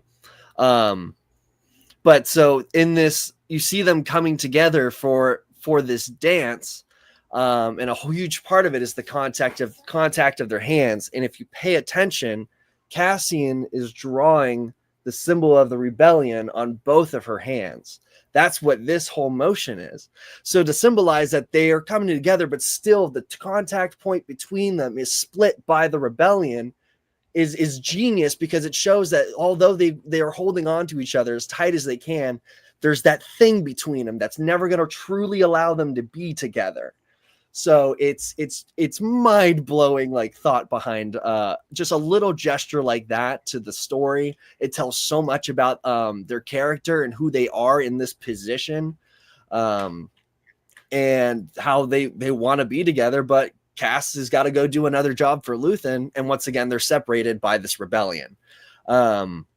So then, of course, you see Cass go off to Luthen. Luthen's giving him this job. Now he's going to go on Gorman and oversee the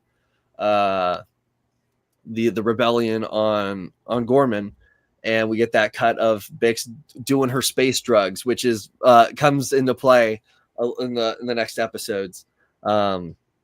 and it's a very touching way of showing the pain that these characters are going through, and their ways that they're just trying to like cope just to sleep at night, and like all the shit that they're going through. So it's a great way of humanizing these characters in ways that we can understand them, because lots of people that I know, they're like, I need to take this so I can sleep, I need to do this so I can function. It makes these characters more relatable and more dirty than Luke Skywalker, because he's just the farm boy who's the chosen one, and he gets to go and do the space adventures. I will say, for those that haven't finished the show yet, pay attention specifically to the women of the show.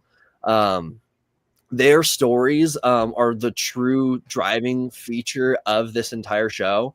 They go through the most emotional and character change out of more than Cassian, because Cassian he's headstrong, he's a soldier, and what is he going to do? What leads him to Rogue One? So his character is pretty established. Lots of the change comes from characters like Mon Mothma, and from Bix, and from Vel, and Cinta, and Dedra. Watching them grow through the show is the most entertaining part. So even in the lows of this, where it's like, oh, this seems like it's this, and it's just the finale. It's like little things like this are so important to the overarching story, because so much thought has been put into every little aspect of this. Like, one thing that blows my mind is, it's not a spoiler, but if you pay attention to the music of this series throughout the entirety of it, it starts electric and techno, especially that's very evident with Mon Mothma's little dance at the end of episode 3, where it's very like electronic. And just pay attention to the evolution of the music through the series, because by the time you get to the end, it's gone full orchestra. There's no electronic left to it, which stems to like sandwiches right into Rogue One, which is a full orchestral score. So the fact that the score is evolving through the show to match into Rogue One as well as the story is just so. Yeah, dude, the show is fantastic. I love it. It's so good. Okay. That is very apparent, sir. All right, so we'll do our ratings for the episode, and then we'll do our plugs, and we will call this a finito or whatever. So I will start with our newcomers from 1313 Star Wars podcast. So, Justin, you can go first. What's your 1 through 10 on episode 4, sir? Probably episode 4. Gonna give it a solid 8. It's good exposition, good story, good stuff. It's not the best to come. You will see when you have watched the best to come. Thank you very much, sir. All right, Jacob. I agree. I'm giving it like an 8, maybe like an 8.5. You guys are in for a treat, because the next episodes that are coming is the first time a TV show in history has had 5 consecutive episodes ranking above a 9.5 on IMDb. It gets really, really good. So it's laying the groundwork for what's to come. So it's great. Okay. Appreciate your enthusiasm, sir. Johnny Fouette, sir. Definitely have to give it a 8.5. It really sets everything up really well, and everything, it gives you a nice little payoff for the next a couple of episodes. I don't know if you're going to be able to control yourself from clicking the next button, but trust me, it's going to be really good. Thank you very much, sir. All right, Audrey's the pop culture guy. Okay. I think I'm with Johnny here, like an 8.5 out of 10. I thought this was a well integrated episode. I mean, from starting a new storyline, I was already hooked. I'm very excited where we're going through the next 5 episodes, as Jacob just brought up before. So I'm very excited about that. I love the show. And just everything about this episode just like was so fresh and new. I mean, I love the production design, the music was really great, and the performances was really great. I like that we're slowly putting the Star Wars lore into the show here. Connected to Rogue One. I like Star Wars, but I'm not familiar with the big lore here. But it's very refreshing to see the show try to connect it in a very organic way, which is good. So 8.5 out of 10. All right, Cyber. I'll give it a 7, because like I said, I felt it was very exposition, very much filler. So I have to give it a 7. It just did not entertain me as well as a few of the other episodes. So I have to give it a 7. Okay, sir. Thank you very much. All right, guys. Many thanks to everybody who came on tonight as a guest creator. And thanks to Cyber, of course, and Andres for being here like they are every week. And, of course, we'll be back next Friday for Andor Episode 5 with some different voices and faces on here. But, again, thanks to everybody who came on tonight. 1313 Star Wars Podcast, Johnny Fuet. It's much appreciated. And we will do our content plugs and we'll call it. So I will start with you, Mr. Johnny Fuet, and your TikTok. All right. So if you guys have enjoyed the stuff I got to say, yep, that is my TikTok. I host a podcast called Fuent Chat with Johnny Fuent, where I basically talk about everything nerd. So I talk about video games, TV shows, movies. I even talked about a musical, which actually is connected similar to the MCU in its own little way. So if you definitely liked what I had to say, want to learn more about some of my opinions when it comes to nerd stuff, definitely check out Fuent Chat with Johnny Fuent wherever you listen to podcasts. This upcoming episode, I'm actually going to be talking about the new Thunderbolts movie. So definitely check it out. Okay. Thank you, Johnny. It's good to see you in 2025. So next, I will go to whoever from the brothers wants to rep 1313 podcast. I got it. Jacob, you got I got the YouTube. So yeah, we are the 1313 podcast, the most mediocre podcast in the Star Wars universe. If you liked what we had to say today, and you're all caught up with Andor, feel free. We have episodes out for the entire series right now. And we go over pretty much everything in the 3-episode arcs. But also, this is going to be the last you see of us for like a month when it comes to podcasting. We've switched up our content recently. We do video essays now where we do like long form researched topics about like very niche things in the Star Wars galaxy. Last one that we did was is it worth it to go to Star Wars Galaxy's Edge and go to Batuu? That's coming from Jackson, that's been there once, and me, who used to be a Disney cast member who went all the time. I think we had a very good dichotomy on what that opinion was. So if you are thinking about going there sometime, check out our video. We also did one about the heyday of Star Wars commercials, why they used to be so good in the era of the prequels, why we have all the stuff with Pepsi and Pizza Hut and all the video game stuff, and like why don't we have it anymore? So if you want to check out any of that stuff, it'd be greatly appreciated. We also have a Discord full of a cool community. If you guys want to chat Star Wars, there's always going to be people there. Yep. And one more thing too, we also do vlogs, try to branch out to conventions as much as possible. I was just at Star Wars Celebration in Japan, so I have complete coverage of the event. I even got to meet Hayden, so that was really awesome. That's so cool. That's amazing. Thank you very much. Nice, guys. All right, Andre's the pop culture guy.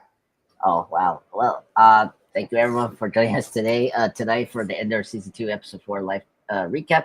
It was great, you guys from 1313. Thank you for coming. It was really great to talk to you guys. You were awesome. So recently I just posted my Andreas pop culture movie review on Thunderbolts, just trying something new. There's other stuff there. Me and Jeff doing the trailer reactions of Alien Earth 28 years later and Fantastic Four First Steps. Recently did a new short. Right now I'm actually working on the 20th anniversary tribute for Star Wars Episode 3, Revenge of the Sith. So it's right now working to download. I'm going to download tonight. And then later this week, I'll get the retrospective / review on Episode 3. So it's going to be a big, Star Wars week right now. So yeah, thank you guys for coming. I just already subscribed to your channel, so I want to check out your content. So yeah. Thank you. We appreciate it.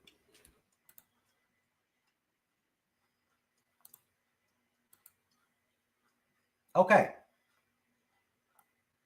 Thank you, Andres. Cyberneticshark, sir.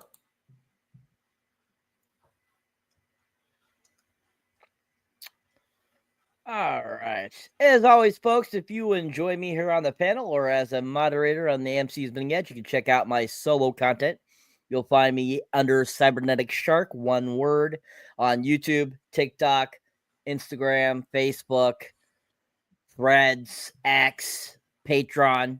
You'll find me pretty much anywhere you could think of.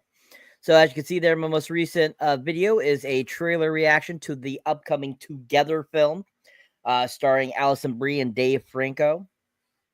My most recent review, of course, is Death of a Unicorn. If you have not seen that film, check out that review. Pretty fun film. Really enjoyed it. Saw it twice in theaters. Thought it was fantastic. Be having more trailer reactions and movie reviews up for you guys soon. Just went and saw Sinners. Went and saw Until Dawn recently, so I'll be having... What'd you think of Sinners? I gotta know. What'd you think of Sinners? I think it's overrated. What? Yes. Blasphemy. Blasphemy. Movie of the year. Movie of the year. Movie of the year. My mini review of Sinners. If you would like to know what I thought, you can check out that mini review. Full review coming up soon. Did a trailer twice reaction to the new Superman trailer. I already did one on the channel, so I just did a mini trailer reaction of the new Superman trailer, so check that out as well. I'll be having more of those up eventually too soon. And yeah, I thought, yeah, Sinners was overrated. Sorry, guys. Just that's how I felt. Oh my god. Had some good moments, but other than that, I felt that it was way too hyped for what it was. Basic movie. So you're breaking my heart. Oh well, can't win everybody. But yeah, if you enjoy me here, you know, check out my stuff. If you want to see what I thought about Sinners, definitely check that out too. I have seen, I'm not the only one that has thought that Sinners was the best film of 2025 so far. So definitely check out theirs too. Sure. And anyways, yeah, just want to thank 1330 for coming on. It's great to have new people on the panel to hear their thoughts and so forth. And of course, thank you to Jeff and Andreas and Mr. Fuentz. And thank you all for watching. Keep on watching us. Keep subscribing. We enjoy you. All right, most definitely. All right, everybody. We are out of here. That is another Andor Season 2 episode recap. Season 4, we are done. And we will see you. I'll see you with Andre's Pop Culture Guy on Monday for Dead City. But the three of us with Cyber will be back on Wednesday for The Last of Us, episode 6. We're almost wrapped up with The Last of Us. So hopefully we'll have some good episodes coming up ahead of us. But we'll see you also for Andor again, episode 5 on Friday. And yeah, you know, to bounce off the comments earlier, hopefully we'll get a great episode. So peace out, folks. There you go. Hey, I'm gonna do it for my nigga I just met right here, y'all. My mind's telling me no, but they crack, y'all.